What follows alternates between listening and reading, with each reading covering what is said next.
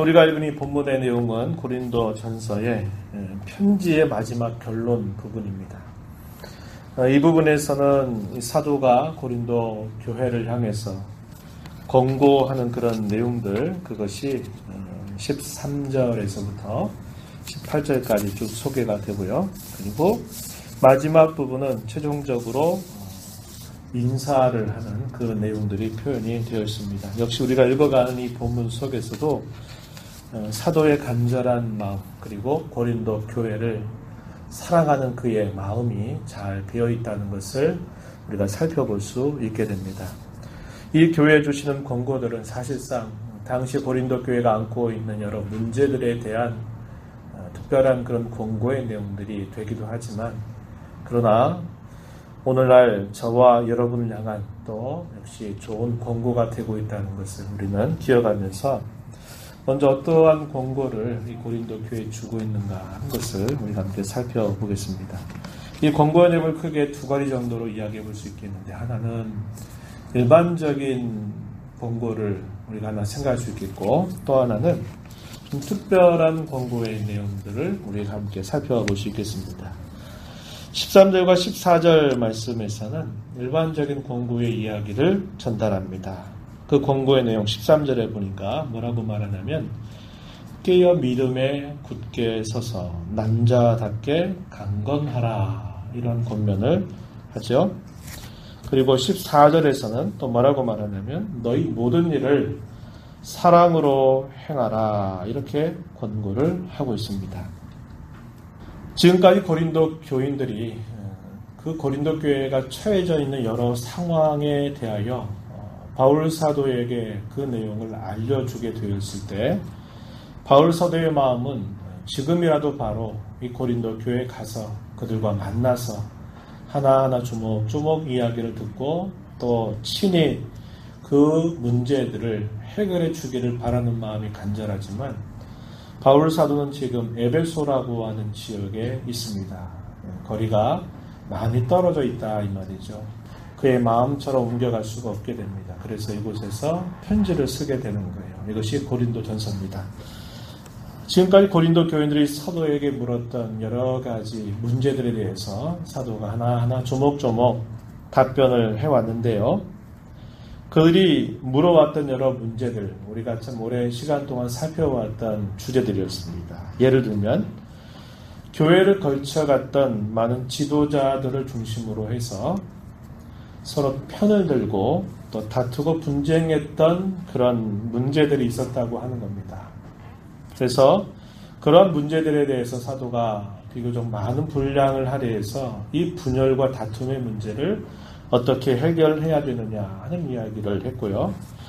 교회 내에서 발생한 음행의 문제, 그리고 또 교회 가운데 있는 그런 문제들을 성도들이 신앙의 양식을 따라서 판단하지 못하고 그 문제를 세상의 법정에다가 고소한 문제에 대해서 또 사도에게 물었던 이야기들이 있었습니다. 그리고 성적인 보도덕의 문제, 그리고 결혼과 관계된 그런 다양한 문제들에 대해서 또 사도에게 물어왔습니다. 그것은 그 당시 고린도 교회가 안고 있는 문제였고, 고린도라고 하는 지역이 갖고 있는 특수성, 전에도 여러 차례 말씀을 드린 것처럼 저 사람은 고린도인 같다, 이런 말이 하나의 속담처럼 알려져 있었던 말이라 그랬습니다. 그게 무슨 말이냐?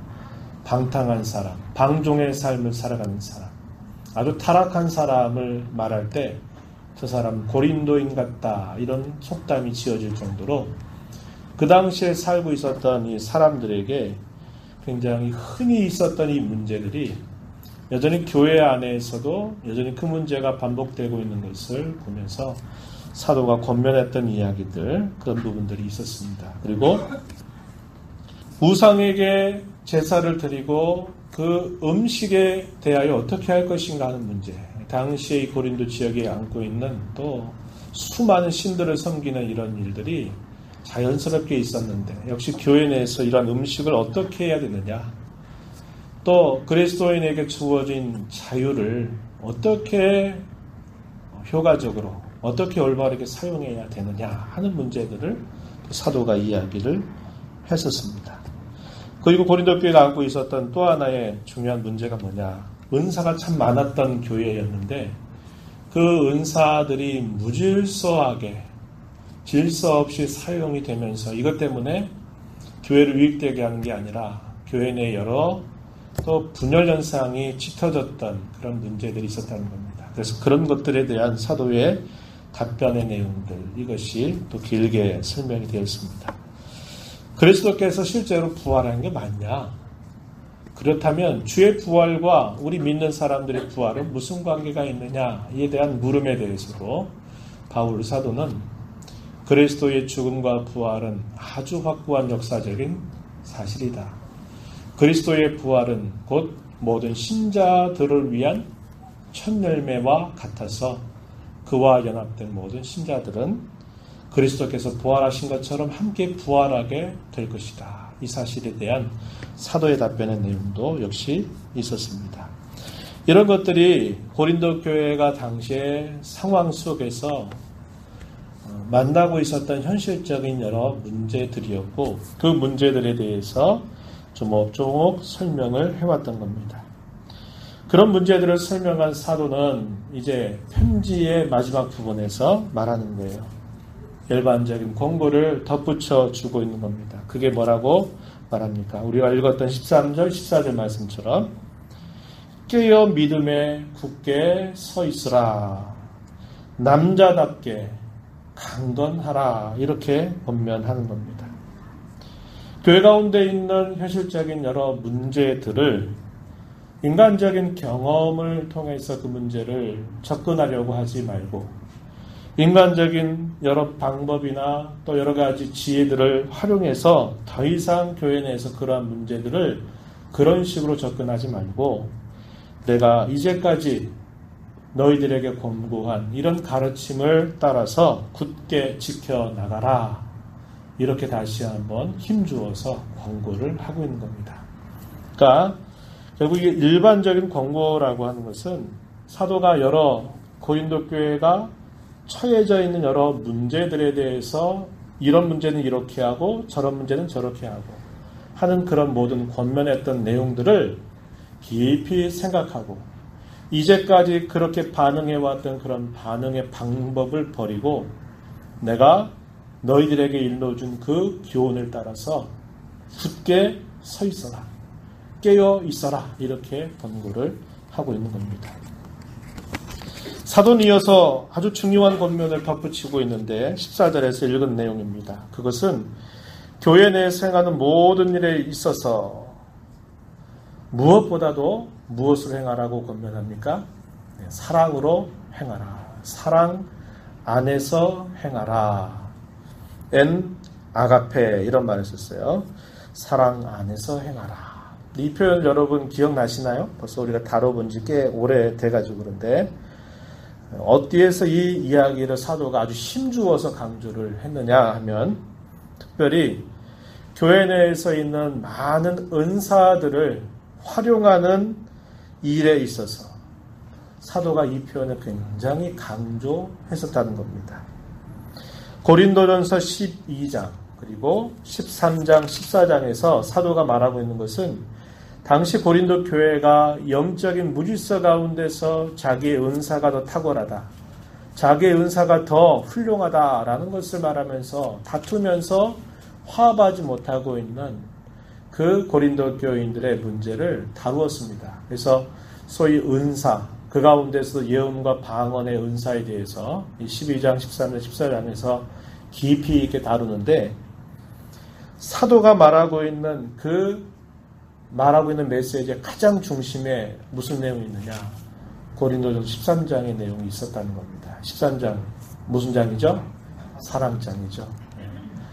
내가 여러분들에게 가장 좋은 길을 내가 여러분들에게 보여주겠다라고 말하면서 가장 좋은 길, 방법 그것이 바로 사랑이라고 하는 겁니다. 그러면서 바울 사도는 사랑이 없다면 천사의 말을 하고 아무리 뛰어난 영적인 지식을 가지고 있고 기적을 행하는 그런 특별한 믿음을 소유한 일이 있을지라도 심지어는 자기 자신을 불사르게 내어줄 수 있을지라도 사랑이 빠져버리면 그건 다 아무런 유익이 없다. 헛된 일이다. 이렇게 말하면서 사랑이 갖고 있는 특성 몇 가지가 있죠?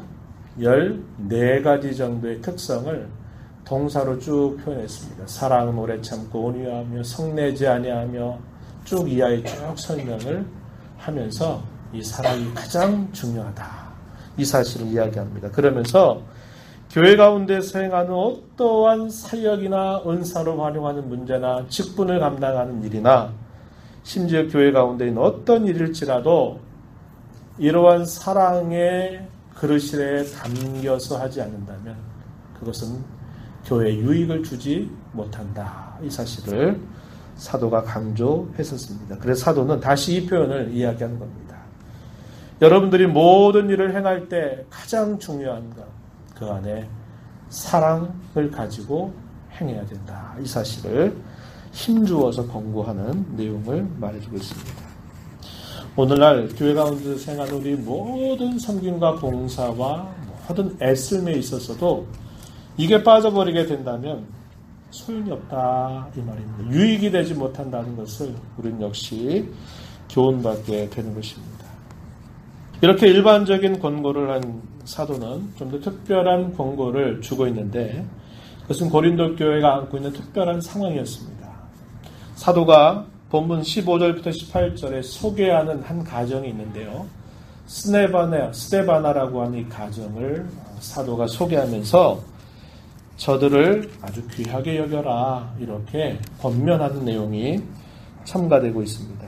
15절에 한번 보시겠습니까? 15절 말씀, 형제들아 스데바나의 집은 이렇게 말하면서 이 내용이 18절까지 상당히 긴 내용으로 소개가 되고 있다라고 하는 겁니다.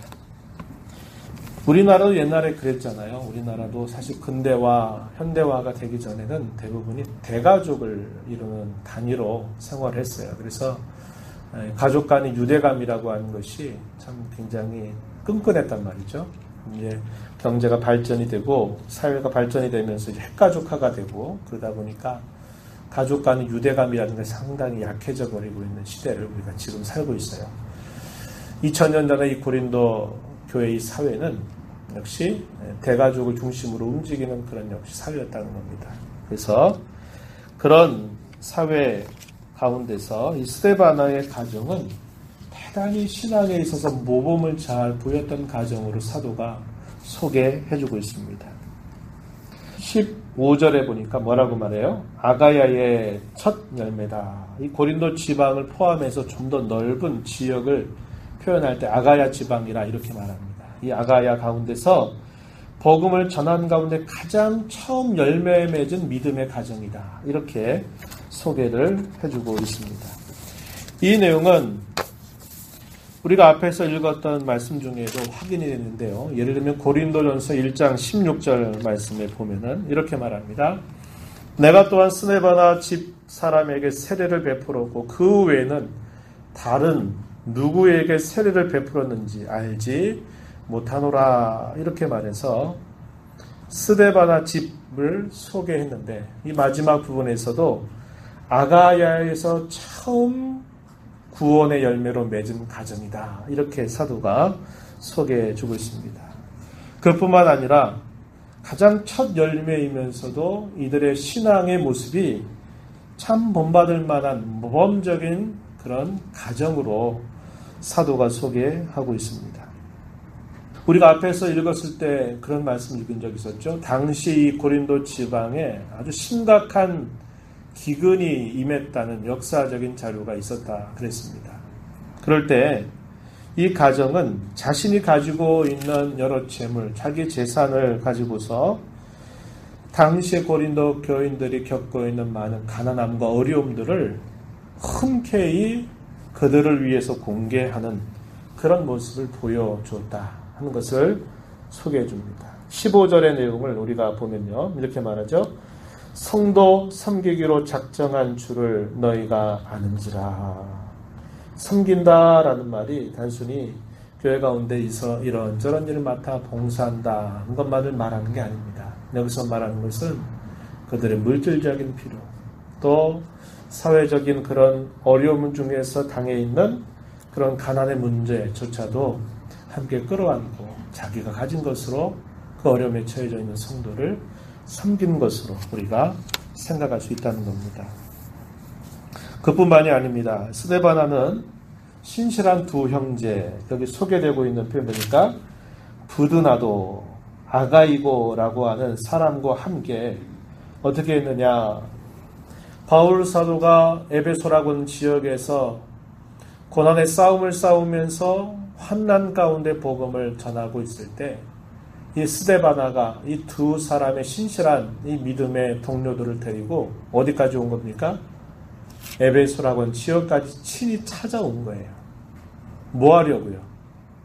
사도를 격려하기 위해서, 위로하기 위해서, 사도에게 필요한 것들을 무엇이든지 공급하는 그런 마음을 가지고서 그 머나먼 길을 떠나가지고 바울이 영적인 전투를 싸우고 있는 그 현장 가운데 찾아와가지고 사도를 위로하고 후원하고 격려하는 일을 했다고 하는 것입니다. 17절에 보세요. 내가, 바울 자신을 말하죠. 스데바네와 부드나도와 아가이고가 온 것을 기뻐한다. 어디에 있을 때? 에베소에서 있을 때. 바로 그들이 자신을 찾아온 것을 내가 너무나 기뻐한다. 이렇게 말하는 겁니다.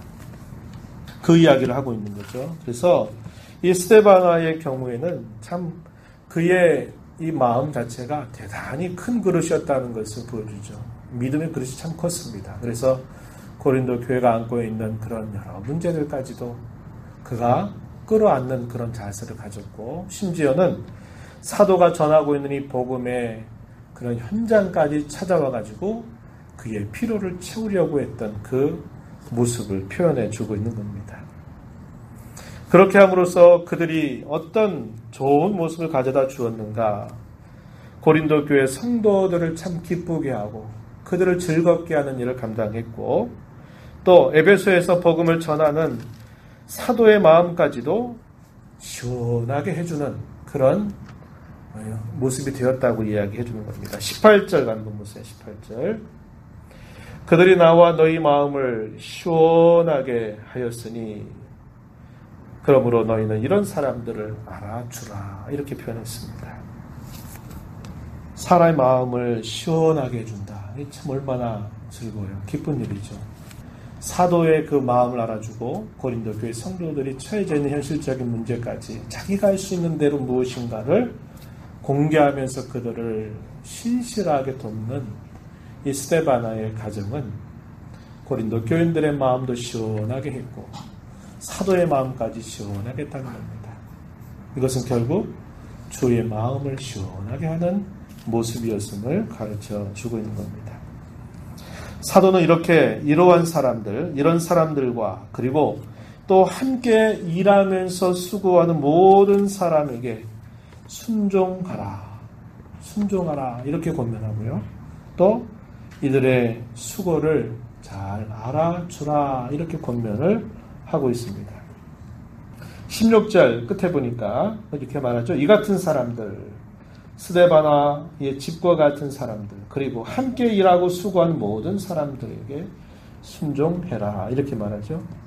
그리고 18절의 끝에 보니까 그러므로 너희는 이런 사람들을 알아주라. 이들을 지나치게 높이 칭송해라. 이들을 아주 귀하게 여겨라. 이런 표현들을 지나치게 우리가 잘못 오해할 필요는 없어요. 교회 가운데서 신실하게 수고하고 섬기는 사람들을 그들의 수고를 잘 기억해 주는 것은 서로에게 대단히 필요한 것입니다. 그래서 사도는 이러한 사람들을 잘 알아주라 이렇게 권면하고 있습니다. 이 표현도 우리가 또 한번 다르게 생각해 보면요. 순종하라 라고 말할 때 이 스데바나의 가정이 교회 가운데서 비교적 큰 역할을, 중요한 역할을 감당했다는 것을 보여줍니다. 아마도 교회 가운데서 지도자 그룹에서 역할을 했던 인물처럼 보여진다는 거죠. 그래서 그가 어떤 일들을 부탁하거나 할 때 그 말을 잘 따라줘라 이렇게 권면을 하고 있는 것입니다. 오늘날로 말하면 교회 가운데서 이끌어가는 사람들, 장로라든지 또 뭐 그런 역할들을 감당하는 사람, 기관장이나 어떤 중요한 이끌어가는 사람들을 이렇게 표현할 수 있는 말입니다. 그래서 마찬가지입니다. 우리들도 부역장으로 수고하는 이들이라든지 또 기관에서 기관장으로 수고하는 이들, 앞에서 이끌어가는 이들에 대한 그들의 노고와 수고를 잘 기억해 주는 것은 대단히 유익한 것이 될 수 있다는 것입니다. 이러한 특별한 권면을 사도가 덧붙인 다음에 이제 마지막 부분, 이제 문안과 최종적인 축복을 하면서 이 고린도 교회에 보낸 편지를 마무리하게 됩니다. 19절과 20절에 보면은 문안을 이제 전달하는데요. 19절에 보니까 아시아에 있는 교회들, 당시에 에베소를 중심으로 해서 그곳에 있는 여러 교회들이 고린도 교회가 당하고 있는 그런 아픔, 문제들, 또 그런 형편들을 동감하면서 문안하고 있다는 것을 전달해 줍니다. 그리고 한때 이 고린도 지역에 사도가 복음을 전하러 갔을 때 아주 신실한 동역자로 수고했던 가정이 있었어요. 그 가정이 바로 아굴라와 브리스길라라고 하는 가정이었습니다. 같이 천막 만드는 일을 하면서 사도와 함께 복음을 전한 역할을 감당했던 인물이죠. 근데 이들이 지금은 다른 지역으로 떠나서 이 에베소에 있는 이 지역에 아마 와 있는 것 같아요. 그래서 아굴라와 브리스길라의 문안을 전달하고 또 이들의 가정 또한 그 자신의 가정을 교회의 건물로, 교회당으로 쓰고 있다는 겁니다. 그래서 그 집에 있는 교회가 여러분들에게 문안한다라고 전달을 하고 있습니다. 사도행전 18장 2절과 3절 말씀, 여기 내용을 보게 되면 이 고린도 교회가 성립되게 될 때 어떤 일이 있었는가를 알려줍니다. 사도행전 18장 2절 3절에 보면 아굴라라 하는 본도에서 난 유대인 한 사람을 만나니 글라우디오가 모든 유대인을 명하여 로마에서 떠나라 한 고로 그가 그 안에 브리스길라와 함께 이탈리아로부터 새로 온지라 바울이 그들에게 가매 생업이 같으므로 함께 살며 일을 하니 그 생업은 천막을 만드는 것이더라.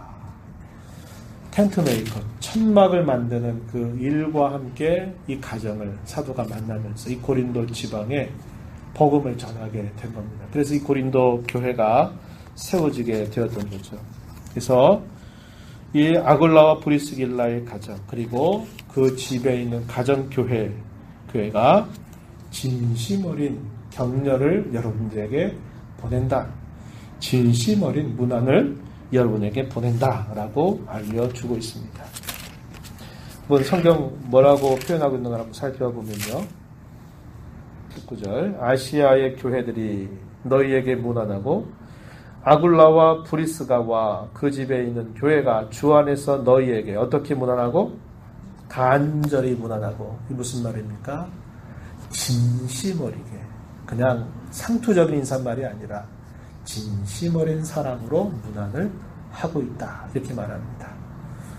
우리가 이걸 통해서 읽을 수 있는 게 뭡니까? 당시에 이 교회들이 얼마나 이 사도의 가르침을 중심으로 해서 연대감으로 똘똘 뭉쳐있는가 하는 것을 우리에게 잘 보여주고 있습니다.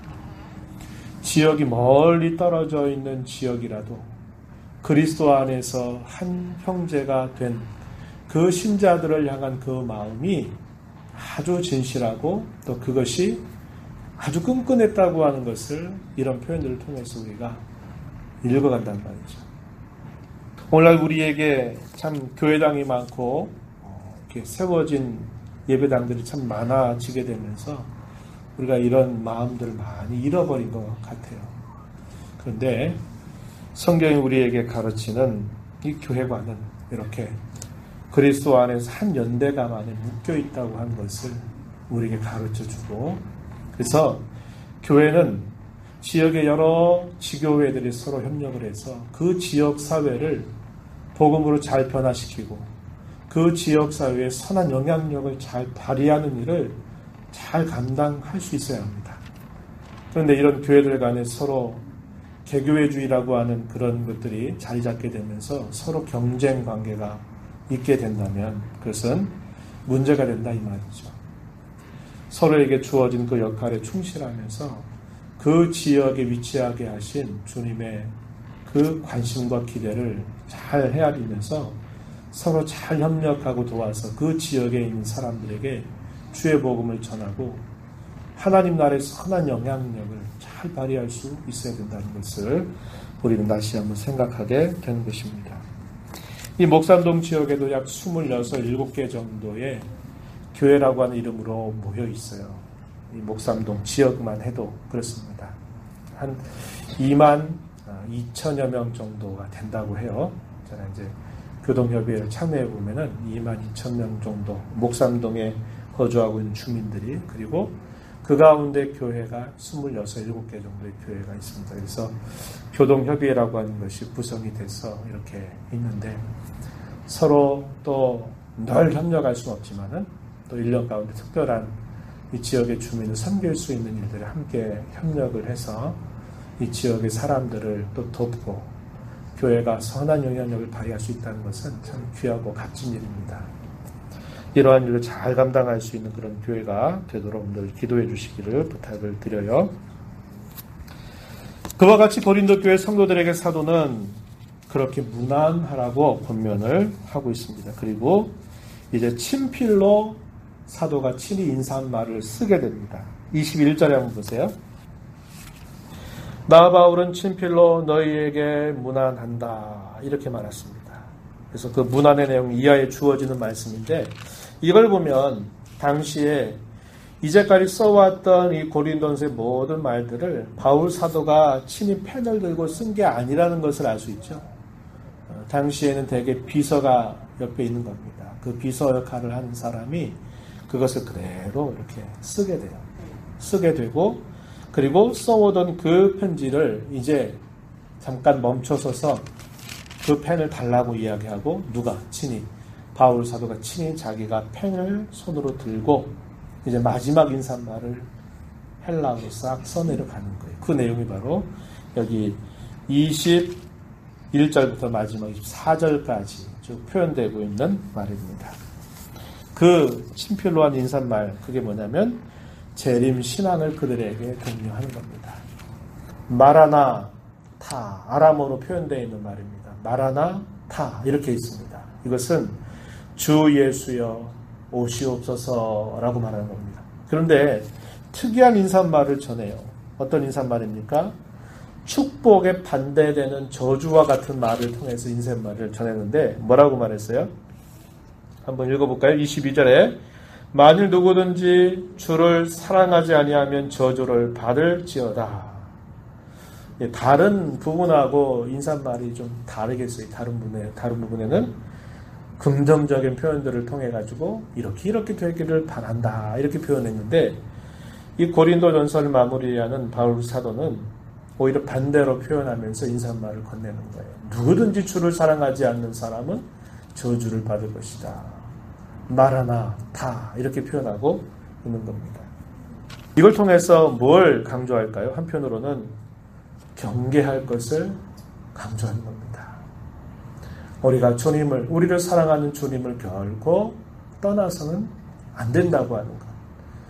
환난이 있고 여러 어려움들이 있어도 그 주님을 언제나 가까이 모시고 살아야 된다라는 것을 경계시켜 주려고 하는 뜻이 있고 또 하나는 우리의 진정한 소망이 여기 있는 게 아니라 주의 재림에 그 초점이 맞추어져 있다는 것을 상기시켜 주는 겁니다. 주님이 오신다고 하는 겁니다. 그때가 우리 모든 삶에 대한 최종적인 평가가 주어지는 날이다. 우리는 그때를 시점으로 오늘을 살아야 된다라고 사도가 말하고 있는 것입니다. 그러면서 마지막 이제 최종적인 말 23절 24절에 보니까 주 예수 그리스도의 은혜가 여러분들에게 함께 있기를 또한 그리고 나의 사랑이 그리스도 예수 안에서 여러분들과 함께 있기를 바란다. 이렇게 하고서는 이 편지를 마무리하게 됩니다. 마지막 말에는 이 고린도 교회에 대한 사도의 진실한 사랑이 표현되고 있는 거죠. 내가 여러분을 향하는 그 마음은 주님이 마치 우리를 사랑하는 마음이 변함이 없는 것처럼 나 또한 여러분을 향한 나의 사랑은 변치 않는다. 이렇게 그 인사말을 건네면서 편지를 마무리하고 있는 겁니다.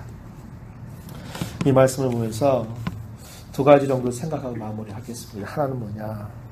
아까 권고했던 그 표현 가운데서 사도가 힘주었던 말, 모든 일을 행하되 어떻게 행하라? 사랑 안에서 사랑으로 행하라 하는 그 권고를 우리가 깊이 다시 생각해야 한다는 겁니다.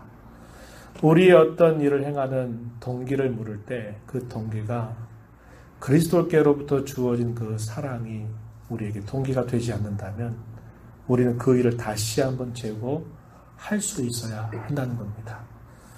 교회 가운데 행하는 일은 이 일을 위한 일을 해서는 안 되고 그 일을 통해서 결국 무엇을 우리가 나타내야 될까 하는 것을 항상 먼저 생각해야 합니다. 그런데 오늘날 교회 가운데서 참 많은 일꾼들이 교회 가운데 이런저런 일들을 많이 감당하면서 다 쉽게 번아웃되는 현상들이 많이 나타나죠.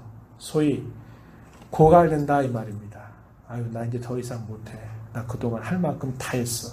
나 이제 더 이상 못해. 지쳤어. 이제 좀 쉬고 싶어. 이런 일들이 참 많단 말이죠. 교회마다 그 전체적인 통계를 내보면 교회 가운데서 실제로 움직이는 사람이 전체 교인 수의 몇 프로가 될까요? 라고 말하면 한 몇 프로 정도 되실 것 같아요? 10%만 돼도 상당히 높은 겁니다. 높은 거고요. 10%도 안 돼요. 100명이 있다 그래도 정말 앞장서서 일하는 사람이 10명도 찾기 어렵다는 겁니다. 이 보편적인 오늘날의 추세라는 거예요. 그러니까 모든 일들이 그 몇몇 사람들을 중심으로 해서 어떤 일들이 쭉 진행이 되다 보니까 이 몇몇 사람들이 어떻게 되느냐.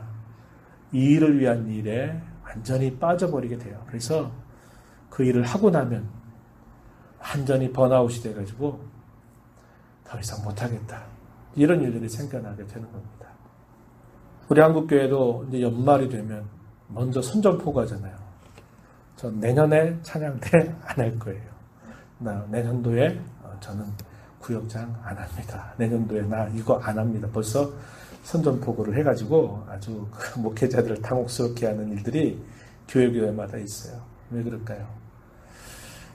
이 일에 너무 지쳐버린 일이 된 겁니다. 그래서 바울 사도가 갈라디아 교회에 고면한 것처럼 각자가 주어진 짐은 각자가 잘 지는 자세를 가져야 되면서도 함께 져야 될 짐은 나누어 지는 자세를 잘 가져야 합니다.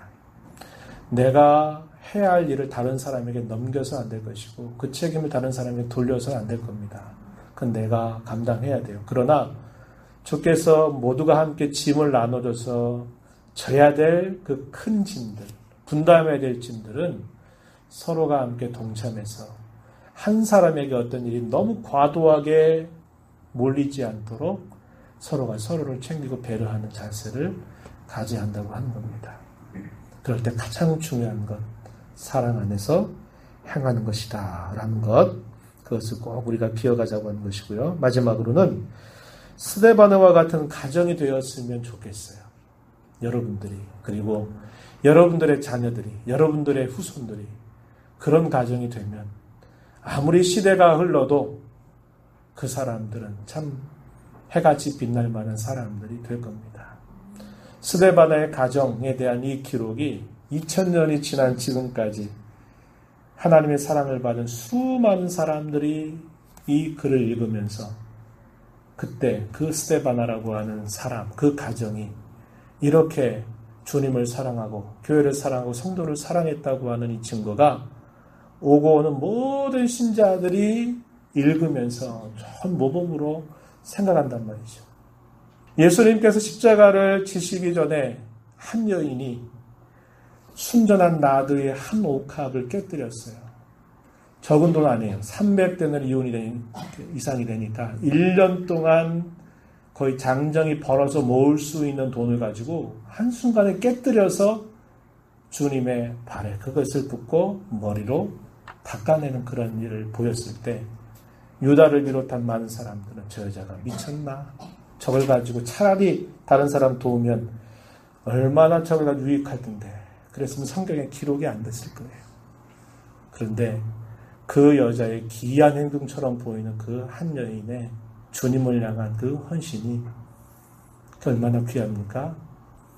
그래서 주님은 이 여인이 한 일을 기념하고 기억하게 해라. 그렇게 말씀하셔서 기록이 되었습니다. 그래서 수많은 여인들이, 수많은 하나님을 사랑하는 사람들, 특별히 여성들이 그 여인의 순전한 사랑, 주님을 향한 그 순수한 마음, 그것을 본받기를 얼마나 소망하고 바라는 대상이 되었습니까?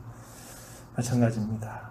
돈을 가지고 있는 사람은 많고 사회적으로 지위를 가지고 있는 사람은 많고 또 사회적으로 여러 가지 역량을 가지고 있는 사람 많이 있을 수 있어요. 그러나 그것이 주의 몸된 교회와 주의 나라를 위하여서 사용되는 그런 경우는 희귀합니다. 그런데 스데바나의 가정은 이런 일을 위해서 뭘 바라고 한 게 아니겠죠.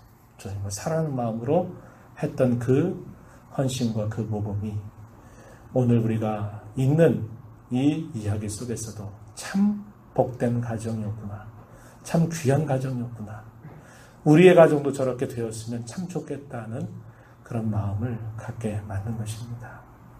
저와 여러분의 가정, 우리의 믿음의 후손들이 주의 나라를 위해서 주의 몸된 교회를 위하여 이렇게 쓰임받는 그런 귀한 가정들이 되기를 진심으로 축복합니다. 하나님 아버지 감사합니다. 참 오랜 시간 동안 고린도 전서의 말씀을 읽어봤습니다. 오늘날 현대를 살아가면서도 전혀 낯설지 않은 많은 오늘 우리 교회가 안고 있는 많은 문제들을 고린도 교회를 통해서 함께 거울에 비추어 보듯이 또 살펴보고 또 그에 대한 주님의 뜻이 무엇인가를 함께 읽어왔습니다. 오늘 저희들을 향하신 주님의 뜻이 무엇인가를 잘 깨닫고 발견해서 앞선 신앙의 선배들이 실수했던 그 일들을 또다시 전철을 밟고 가듯 살아가는 삶이 되지 않고 좋은 교훈을 가슴에 새겨서 더 건강하고 더 바르고 더 주님 기뻐하시는 귀한 교회를 함께 이루어가는 저희들이 되도록 주장하여 주시옵소서. 모든 일을 행하되 사랑 안에서 행하라고 하신 이 말씀을 잘 기억하는 저희가 되게 하시고 믿음의 좋은 계대를 잘 이어 그 계대를 통해서 하나님의 나라를 영광스럽게 하는 귀한 그런 가정 후손들이 되도록 저희들에게 크신 은혜를 더하여 주시옵소서. 귀하신 예수님 이름으로 간절히 기도드리옵나이다.